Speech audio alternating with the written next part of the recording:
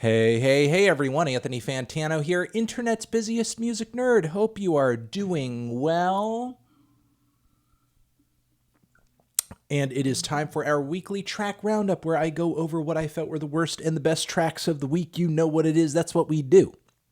All the songs and everything, that I'm talking about in this video are linked down below so you could check them out for yourself, along with, shout out in this video, our Patreon page where you can head over at a very low tier of $2, $5. You could find yourself getting a bit of extra monthly content, access to a monthly live listening party that we do to an album that you guys democratically choose on the Patreon page. We also have our super Let's Argue at the end of the episode shout out tier. Make sure to head on over there. Get yourself some extra content, or if you just want to support the channel, support the page, support the show, and keep us doing what we're doing independently, we would greatly appreciate it. All right. Also, got to shout out our Amazon and Turntable Lab links down there. If you want to get yourself a colorful pressing of a record we have reviewed on the channel, we get kickback from it. And let's head into the worst tracks of the week. There were just a few. First one, this new Post Malone track. I did a full-length review of it over on the Fantano channel.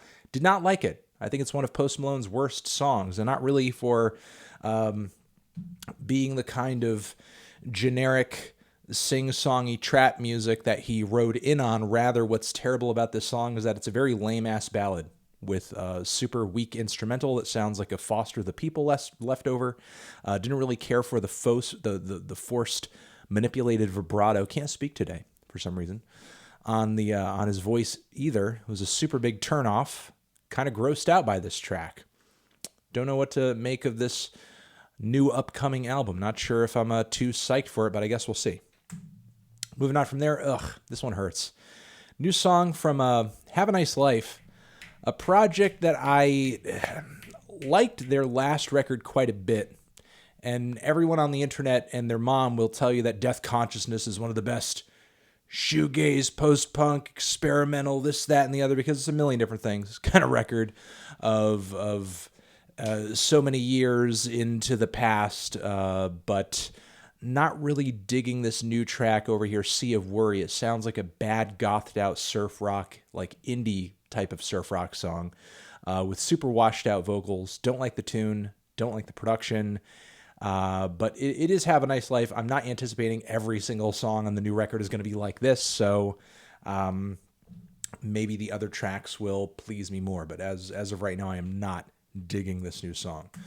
Moving on from there, Cigarettes After Sex continue to be one of the blandest and most forgettable bands out there in the music scene right now with this new song over here, Heavenly. Totally dime a dozen vocals, dime a dozen guitars, dime a dozen production, dime a dozen drums, very forgettable tune. I like that there's maybe a bit more clarity and tangibility to the instrumentation than there was on the last record generally, but this is just some very forgettable, washed out indie kind of pop. It sounds like if the XX had no soul whatsoever, and they have very little soul to speak of as it is. So, yeah, those are my thoughts. All right, let's move on to the tracks I thought were kind of meh. Wasn't really blown away by these tracks, but still thought they were worth mentioning. First off, White Reaper. Never been a big White Reaper guy stylistically. They never really truly stood out to me in their respective genre, but I still think that this tune over here is a hell of a power pop track. It's got some good energy to it. It's got a good hook to it. Check it out if you're on some power pop vibes. Vetiver, indie folk band Vetiver. They are back with a brand new track that's pretty sweet and breezy. Not too much impact, but still a sweet little tune. It's cute. It's rustic. It's endearing.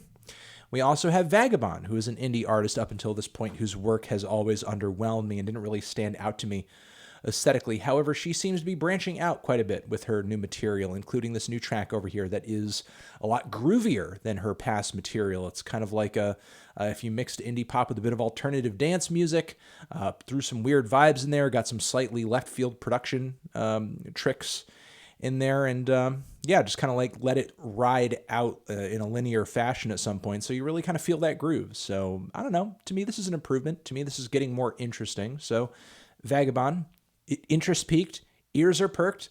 looking forward to the future. We have Pusha T, who came out with this new track, Sociopath, with Kash Doll. Did a full-length review of this over on the Fantano channel. Thought it was just okay. Production from Kanye West was mildly interesting. Pusha T, not a whole lot in terms of interesting wordplay. Just not a very above average track from Pusha T. Very, very by the numbers track from Pusha T, frankly. And I feel like Kash Doll could have been utilized more interestingly, honestly. We also have this new track over here from Pinegrove. Never been a big Pinegrove guy, but some of the guitar work on this new track over here is pretty sweet, is pretty nice. Don't care too much for the tune or the vocals, but it does have a nice, jangly, sort of intricate vibe to it that is pretty cool. The name of the track is Moment. We also have Comet Gain with the track Mid-80s over here. Comet Gain has been, in my view, one of the most consistently enjoyable sort of indie and twee pop bands out there. When I'm talking about indie pop and indie rock, I mean like an old school, like UK-based style of the genre, like way, way, way back in the day. Like, again, back to the twee pop days, back to the C86 days. There's something very nostalgic about what they do, but the songwriting is so good that it's not really the nostalgia that sells it. The lyrics on this new track over here are particularly weird as well. In my view, nothing to stand out for Comet Gain, but still a very enjoyable track.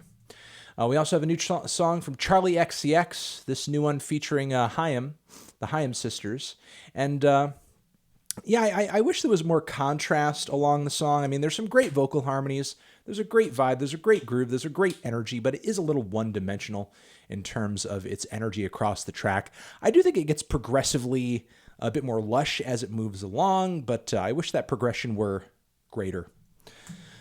Moving on from there, we have a new track from Bombay Bicycle Club, who I've never been a super big fan of, but this track was pretty sweet. Had a solid hook to it. If you like some sweet indie pop with a bold, loud chorus, give it a shot. Give it a try.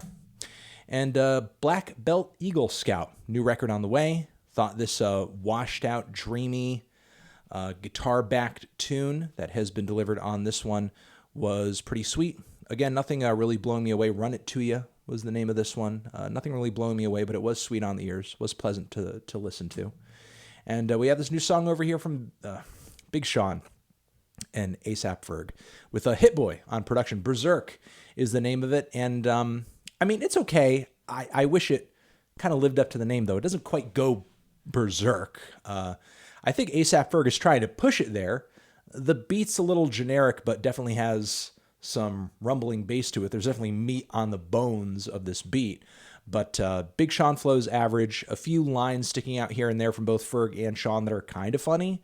But I don't know. As a banger, it's very like C+ level. You know, this is not an A+ banger. It's a so banger.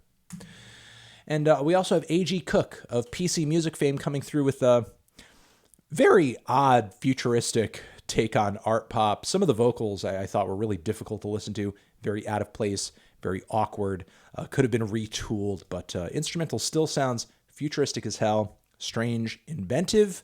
As always, people, related to and sort of orbiting around PC music, always coming through with creative stuff, even if it does fall short of greatness.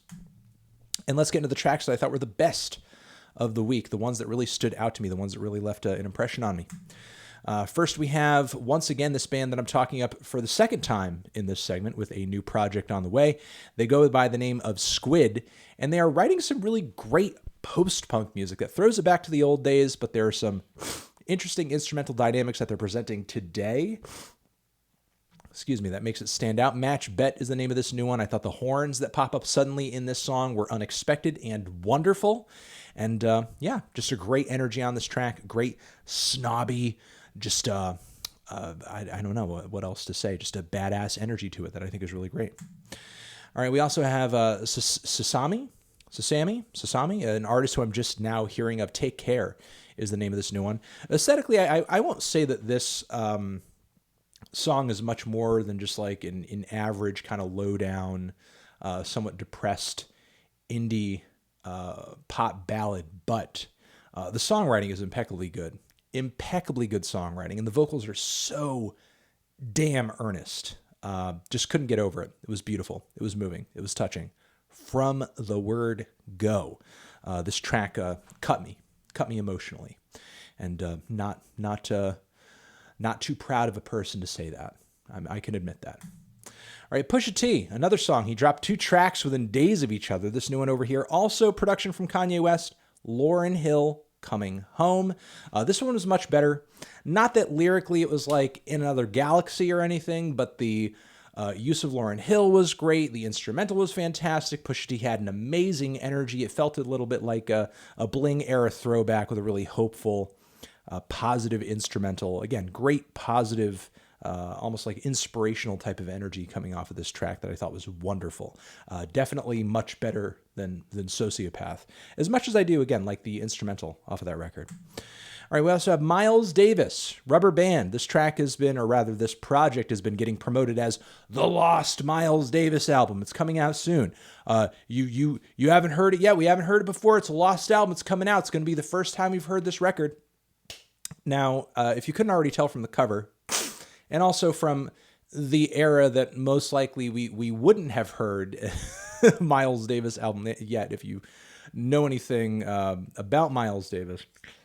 Yes, this record came from the Fusion era, so it's a little funky. There's a lot of slap bass. There are a lot of strange solo passages that are pretty unorthodox. This is a somewhat controversial time for Miles's career. There were some bad records during this time, yes. That's undeniable. However, there were some really forward-thinking experiments that also came out during this point in his career. Forward-thinking experiments that came out during this section of his career. And I think that there are a lot of jazz purists who are unnecessarily dismissive of the stuff he was coming out with in this section of his career. This track isn't some weird, spacey, pointless meditation or anything too indulgent to my ears. There's a great straightforward groove to it. There's some great horn and flute syncopation on this track. There's an intense energy running throughout almost all of it. I think it's a worthwhile track. I think it's a worthwhile listen. Again, with it being somewhat dated in aesthetic and very specific to a certain time of jazz, it's not going to appeal to everybody, but for those who do tend to favor some more sounds out of the world of jazz fusion that came along in the 70s or in the 80s. I think you'll get into this. This is pretty nice. The playing is impressive at many points of the song. I'll say that much. All right, let's go to the next one over here. We have the good people over at Guerilla Toss coming through, new EP on the way. And this new one over here, Plants, is one of their weirdest songs, and that's saying quite a bit because they are a very freaky band. This new track over here seemed like the modus operandi of this one was to essentially come through with like these thick, lush, bright, buzzing layers of sound that basically drowned out the song, but then clear it out every once in a while to sort of like bring some clarity to the track and hit the listener with something that's just like very bare and very snappy, and then just like go right back into that insanity. Not exactly the same kind of freakish, danceable post-punk vibe that the band usually brings to the table, but I still thought it was really weird, left field, and interesting and fun, above all things, because I do think what Guerilla Toss is great at is making music that is enjoyably weird and fun. So Guerilla Toss, hell yes, coming through. Plants. And we have Floating Points, an electronic music project that I've been kind of touch and go with for a little while now. This new one over here I thought was a really great, thoughtful piece of IDM with these plucky, bent lead melodies that were really stimulating and felt almost alien in a way. Cool, sputtering backing beat as well that had a lot of interesting little subtleties to it, shifting around always. So cool little cut over here. Floating Points, Last Bloom. And Up, EarthGang. Enjoyed this single quite a bit. The duo comes through with a song that is equal parts zany and soulful. Some of the verses, I think, are maybe a little muddy and chaotic to the point where I think they needed to be more intelligible, but still, the singing and the choruses are fantastic, and the instrumental is pretty great too. And generally enjoyed it. Enjoyed it a lot. Moving on from there, Death Drive is the name, of the latest project. Excuse me 2 times. Jeez, I'm just a mess right now. Death Drive is the name of the new project from Debby Friday. Shout out to Death Bomb Arc. I've heard quite a bit of the record. There's some tracks I'm crazy about, some tracks not. But this song over here, Fatal, is certainly one of those tracks that I think is great. It is currently attached to a music video that is pretty freaky as well. And what I like that Debby Friday does on this track is brings together... What I like that Debby Friday does on this track is that she brings together elements of what sounds like dance music, experimental music, art pop, maybe a light touch of industrial as well, with some very strange lead vocals.